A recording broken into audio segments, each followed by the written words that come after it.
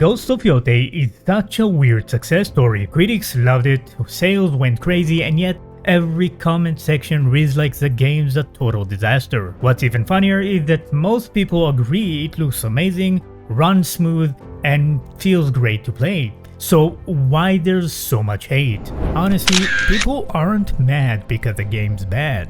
They're mad because it wasn't what they pictured. The disappointment isn't really about controls or bugs, it's emotional. So let's break down where the complaints actually come from and where they start to spin off into noise. If you touch any open world game recently, this setup sounds familiar.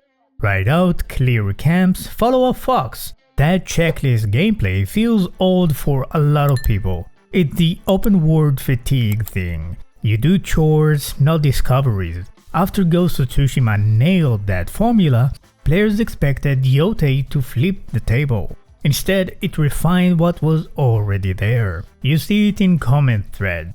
Same structure, fresh snow. But honestly, it still runs smooth as silk. Controls are tight, duels look straight out of a movie, frame rate barely dips. Nothing's broken.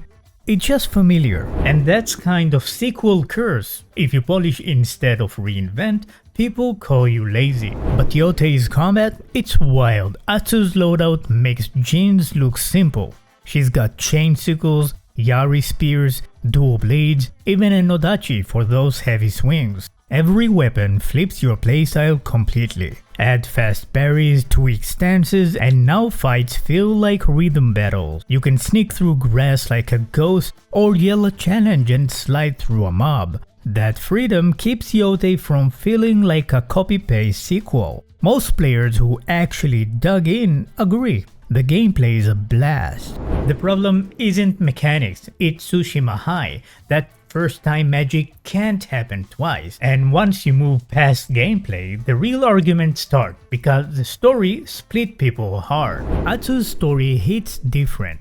It's smaller, meaner, and a lot colder than Jin Sakai's arc, and that threw some people off.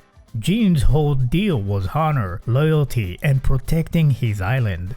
Atsu doesn't care about any of that. She's got 6 names on a list and revenge is all she's running on. It's tight personal storytelling, but if you expect another sweeping soul-searching samurai epic, it can feel like a downgrade. To some, Yotei's revenge story lost the mythic vibe that made Tsushima feel legendary. That's really the heart of the argument. One camp wanted the moral weight, the other liked how Atsu doesn't pretend she's a hero. Both takes make sense. Her mission isn't about saving her world, it's about finishing something broken. And because the story is more focused, the pacing actually feels sharper. Every duel hits harder because it means something to her, even as it eats away at who she used to be. Now yeah, some of the side characters don't land. They're fine, just not memorable like Sensei Shukawa or Yuna were. Her main enemies have cool backstories, but you don't always spend enough time with them to feel those final moments hit. The spotlight stays on Atsu and that burnt Jingo Tree memory, the one that defined her whole life. But that's the point. Sucker Punch wanted it stripped down and raw. No rebellions, no politics, just one woman chasing 6 ghosts. Even the combat reflects that story. Her movement slows down over time, her armor stays stained longer, her breathing gets heavier. You can see her wearing down without anyone saying a word. A lot of fans missed that nuance because they came in with Tsushima's honor versus duty mindset. Yotei ditches honor completely to show obsession and trauma. It's not a graceful samurai poem, it's a revenge flick with purpose. If you vibe with that, the story feels quiet and reflective. If you expected another moral lecture from Jin, yeah, it's colder. And that emotional split ended up fueling the online backlash later, where the discussion stopped being about the story and turned into an internet wildfire. Then things blew up for a reason that had nothing to do with gameplay. The spark was Sony firing a Sucker Punch artist after she posted a dark joke online about the shooting of Charlie Kirk. Once that story hit social media, screenshots went everywhere, and the talk exploded.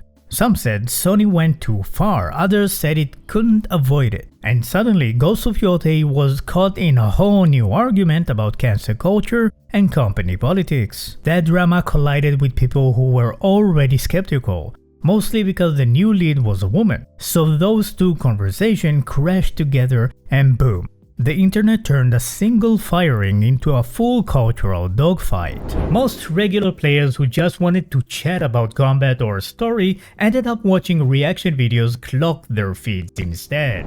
It wasn't an organized boycott, more like a storm of bad timing and outrage fatigue. Once the topic hit trending pages, the actual game talk got buried. Atsu's story and performance became talking points for whatever side you were on, not what actually happened in the game. Critics are still pretty consistent. Awesome combat, stunning world, tighter story, even if it lost some of Tsushima's mythic tone. The reviews said great sequel, the internet said drama. Different words entirely. That's the thing, this wasn't about right or wrong. It just showed how fast social media can drown out what's on screen. Ghost of Yotei never asked to be part of a cultural war headline. It just got swept into one by timing and noise. Ghost of Yotei isn't perfect. Yeah, there's some repetition and a few forgettable side characters, but that doesn't equal bad sequel. What Sucker Punch made is a stunning, sharp revenge tale with great combat and smashing visual storytelling. If you bounced off it because it felt slower or familiar, it's fair. Not every sequel needs to chase something bigger. But if the anger came from noise about agendas or replacement, that's not critique, that's just people arguing online. Atsu's story stands solid on its own. It's kinda sad that a game this good got buried under all that chatter. The players who actually stuck with it found one of the most satisfying samurai experiences on PS5. Everyone else just thought about it on social media. What do you think? Did Ghost of Yotei hit your expectation, or did the controversy shape how you saw it? Drop a comment, hit a like, and subscribe, and don't forget, enjoy your games.